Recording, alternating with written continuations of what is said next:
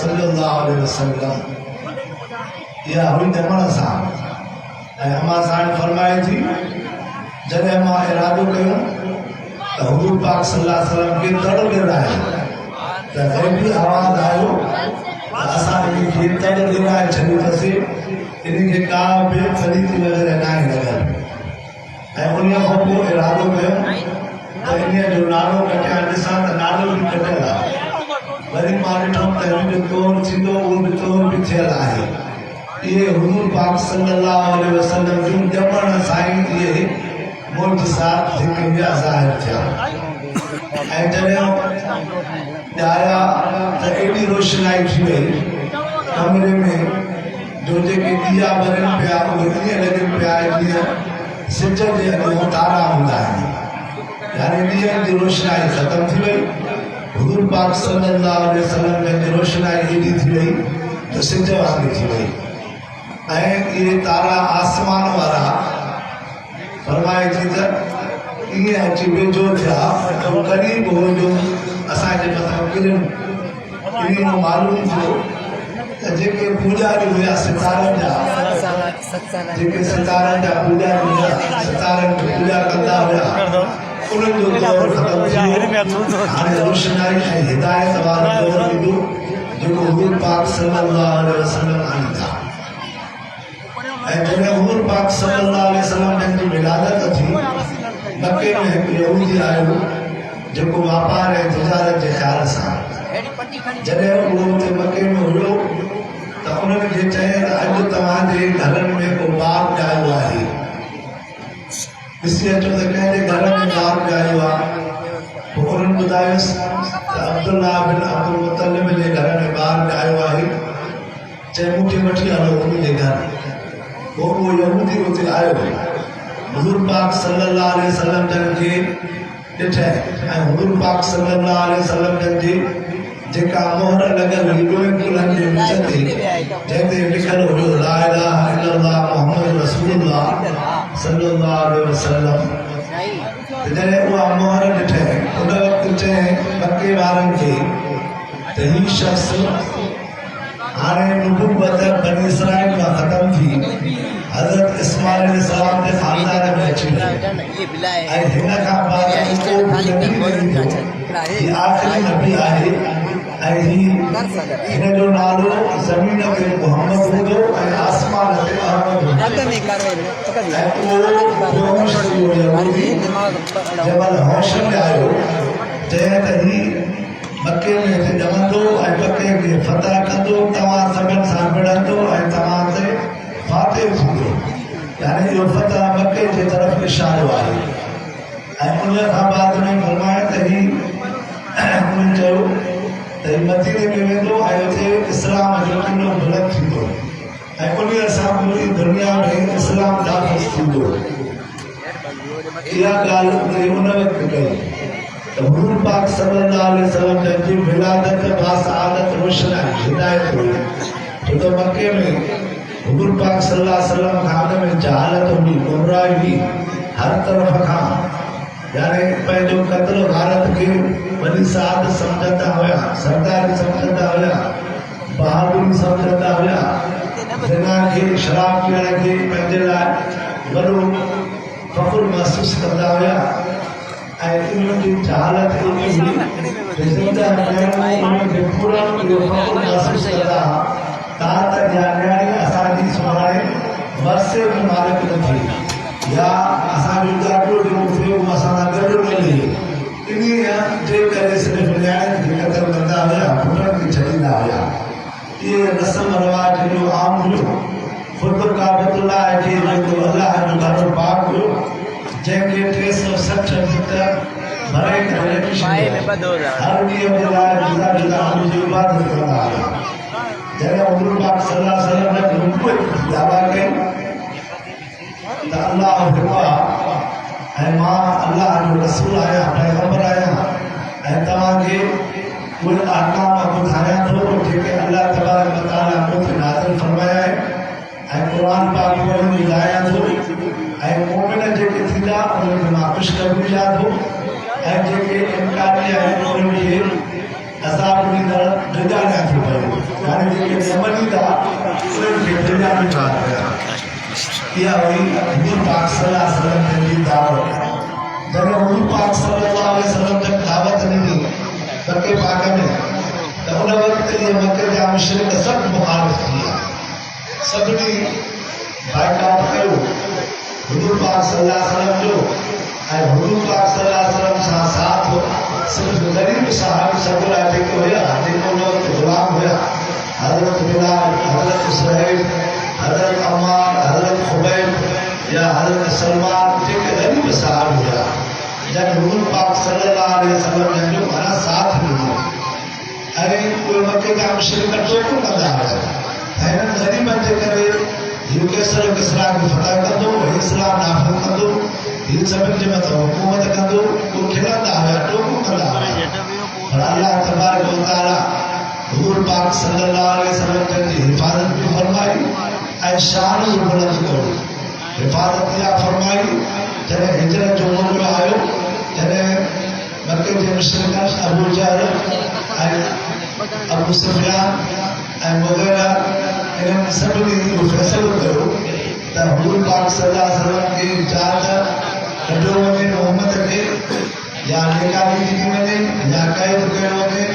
या इनके कत्ल कयो वने इतने फैसला कर तो आखिर उन्होंने पाण इहो फैसलो कयो तो मोहम्मद के कत्ल कयो पर कत्ल करण में सब गॾिजी हमलो कयो हमलो जो कया से तो उन्होंने सभी ते मुतफिक थियो कोया शे जी देत जेका थी वो सभी ते पहुंची ऐ सब इन बनु हाशिम के खानदान के सामने देत भरे लींदा से वो असा की जान छुटी पई उन्होंने जो फैसलो कयो वो इस सिलसिले में सब मुशरिकीन लोग का हरे को कोशिश में हजरत अमर बिन आस रज़ियल्लाहु ताला अन्हु को वाक़या बयान करे जब अबू जहल ऐलान करो तो मोहम्मद के जो कत्ल कर दो उन्हें तो इनाम मिला दो हजरत अमर बिन आस मुसलमान न हो उन्हीं यह कोशिश करी जो कोशिश करो सुबह शाम में मोहम्मद को मौके मिले जब मोहम्मद के मां कत्ल किया एजाज मौके मिले इनाम मौके मिले इन जे करे पहाड़न में बादल में ढिठल में घुमंदो तलवार खणे लगे तो काथे भी मुसा मिले तो उन वक्त मां उन ते हमलो कया मां उन खे कत्ल करे छॾिया मुझे जो एजाज मिले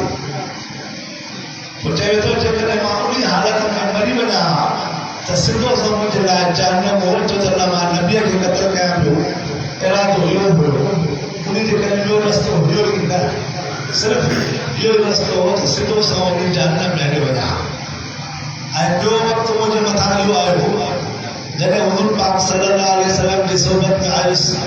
कलमो पढ़ण जे लाइ अची हुजूर पाक सल्लल्लाहु अलैहि वसल्लम मजलिस में वेठुसि हुजूर पाक सल्लल्लाहु अलैहि वसल्लम इस्लाम हाले मुस्लिम तो हुजूर पाक सल्लल्लाहु अलैहि वसल्लम ने हथ वधायो जॾहिं हुजूर सल्लल्लाहु अलैहि वसल्लम हथ वधायो तो मां पंहिंजो हथ पुठिते कयो चयमि साईं जेकॾहिं अॻियां गुनाह जेके बि आहिनि सभु ख़तमु थियनि तो पोइ मां कलमो पढ़ंदुसि इहे न त जेके अॻियां गुनाह आहिनि जेको इरादो कयो हुओ त नबीअ खे मां क़तल कंदुसि इहो गुनाह या ॿिया गुनाह जेके थियनि उहे साम्हूं अचनि था पिया तंहिंजे करे मां इस्लाम तॾहिं आणींदुसि जॾहिं अॻियां गुनाह सभु ख़तमु थियनि त हुजूर पाक सल्लल्लाहु अलैहि वसल्लम ने फरमायो इस्लाम आणण सां सभु अॻियां गुनाह माफ़ आहिनि ख़तमु नई ज़िंदगी शुरू थिए थी तंहिंजे करे हाणे तूं इस्लाम आण तुंहिंजा सभु गुनाह जेके बि कया अथई सभु माफ़ थी वेंदा ऐं हाणे नई ज़िंदगी शुरू थींदी पोइ उन वक़्तु मां हुजूर पाक सल्लल्लाहु अलैहि वसल्लम जे हथ ते मयत कयमि ऐं एतिरी मुहबत थी वई हुजूर पाक सल्लल्लाहु अलैहि वसल्लम सां जो पीउ खां माउ खां हर शइ खां पंहिंजी जान खां बि वधीक हुजूर पाक सल्लल्लाहु अलैहि वसल्लम सां मुहबत थी वई जो जेसि ताईं हुजूर पाक सल्लल्लाहु अलैहि वसल्लम जो दीदार न कयां त परेशान हुजां पियो हमेशह हुजूर सल्लल्लाहु अलैहि वसल्लम जी मजलिस में वेहंदुसि ऐं मुहबत में हूंदुसि त हमेशह दीदार कंदुसि मुहबत ई मुहबत हूंदी जेकॾहिं मूंखे उन वक़्तु मौत अचे हा त सिधो सौमो जो रस्तो जन्नत हुई छो त सिर्फ़ु मुहबत हुई ॿियो को रस्तो ई न हुयो इन जे करे सिधो सौ मां जन्नत में हली वञा हा इहो हुयो ॿियो तरीक़ो ऐं टियों आहे हाणे जॾहिं हाणे बिस्तरे ते मां पियो आहियां हुजूर पाक सल्लल्लाहु अलैहि वसल्लम जी दुनिया में हलिया विया ॿिया सहाब बि हलिया पिया अॻियो वक़्तु गुज़री वियो मोहबत वारो वक़्तु गुज़री वियो हाणे मां बिस्तरे ते अदालत ते पियो आहियां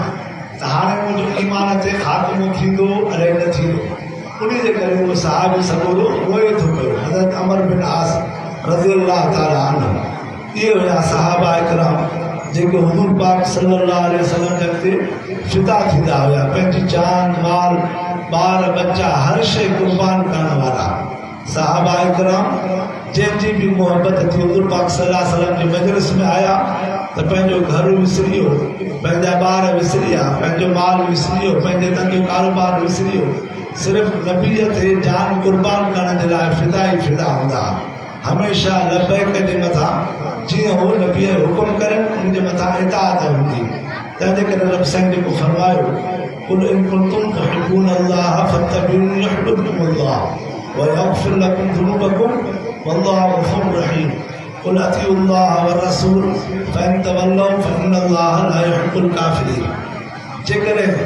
तव्हां सिक रखो था अल्लाह जी मोहबत रखो था मूंसां अल्लाह सां त तव्हांखे ताबेदारी करणु पवंदी हिन नबीअ जी फर्मा बरदारी हिन नबीअ जी इताअत हिन नबीअ जी करणी पवंदी पोइ तव्हांजे मथां इनाम थींदो तव्हांजा सॼा गुनाह माफ़ थींदा अल्लाह गफ़ूर रहीम आहे ऐं तव्हांजे मथां लाज़िम आहे इताअत अल्लाह ऐं नबीअ जी हुकुम अल्लाह ऐं नबीअ जो तव्हांजे मथां लाज़िम आहे जेकॾहिं तव्हां मञो था इताअत कयो था पोइ तव्हांजी कामयाबी आहे जेकॾहिं तव्हां इताअत ऐं फर्मा बरदारी न कंदव त पोइ तव्हांजी नाकामी थींदी छो त अल्लाह ताला क़ौम काफ़िरनि खे इनकार करण वारनि खे हिदायत नथो करे पियो तंहिंजे करे तव्हां असांजी सभिनि जी कामयाबी बि इन में आहे जेको अल्लाह जो नबी हुकुम करे उन जे मथां इताअत थिए फर्मा बरदारी थिए जीअं अल्लाह ताला फरमायो उहे ज़िंदगी गुज़ारिजे जीअं नबी करे ॾेखारियो उन जे मथां अमल कजे जीअं सहाबा इकराम करे ॾेखारियो उहे ज़िंदगी गुज़ारिजे त असांजी दुनिया बि सुहिणी थींदी ऐं आख़िरत बि सुहिणी थींदी ईअं न त असां पंहिंजे नफ़्स ऐं शैतान जे ख़्वाहिशात जे गॾु हलंदो शादी हुजे गमी हुजे बिरादरी जा मसइला हुजनि जेके बि आम मामलात आहिनि धंधो आहे कारोबार आहे दुनिया में उथण आहे वेहण आहे सभु मामलात पंहिंजे नफ़्स ऐं पंहिंजे ख़्वाहिशात जे मुताबिक़ कंदासीं त पोइ असांजी कामयाबी न आहे कामयाबी असांजी तॾहिं थींदी ज़िंदगी वारी जो अल्लाह ऐं नबीअ जे हुकुम जे मुताबिक़ कंदासीं तंहिंजे करे रब साईं फरमायो वरल आख़िरत ख़ैरु व अबक़ा ज़िंदगी जेका आख़िरत वारी आहे बाक़ी आहे हमेशह वारी आहे हमेशह माण्हू धंधो अहिड़ो कंदो आहे जंहिंमें नफ़ो हमेशह वारो हुजे कारोबार माण्हू दुनिया में सोचींदो आहे अहिड़ो कयां जेको वधीक पाइदार हुजे ऐं हमेशह वारो कारोबार हुजे उन जे करे त असांजी ज़िंदगी बि दुनिया जी थोरी आहे आख़िरत वारी ज़िंदगी हमेशह जे लाइ आहे ऐं दुनिया दारुल अमल आहे आख़िरत दारुल जज़ा आहे दुनिया में जेको बि अमल कंदासीं आख़िरत में उन पोख जो फल मिलंदासीं नेक अमाल कंदासीं अमल साले कंदासीं उन जो नतीजो ऐं सुहिणो मिलंदो जेकॾहिं असां नाफ़रमान कंदासीं रब जी ऐं नबीअ जी पंहिंजे चवण जे मुताबिक़ हलंदासीं पंहिंजे नफ़्स जी ख़्वाहिशात जे मुताबिक़ ज़िंदगी गुज़ारींदासीं त पोइ असांजो रस्तो ॿियो आहे उहो आहे मन यहदिल्लाह फहुवल मुहतदी व मन युज़लिल फउलाइक हुमुल ख़ासिरून रब साईं फरमाए थो माना जेकॾहिं तूं मूंखे हिदायत घुरंदे त मां तोखे हिदायत ॾींदुसि जेकॾहिं तूं हिदायत न घुरंदे त पोइ मां हिदायत न ॾींदोमांइ व मन युज़लिल फउलाइक हुमुल ख़ासिरून जेको हिदायत नथो घुरे इहो ई ज़लालत अंधेरे में आहे उहो ई खसारे में आहे तंहिंजे करे असां तव्हां ज़िंदगी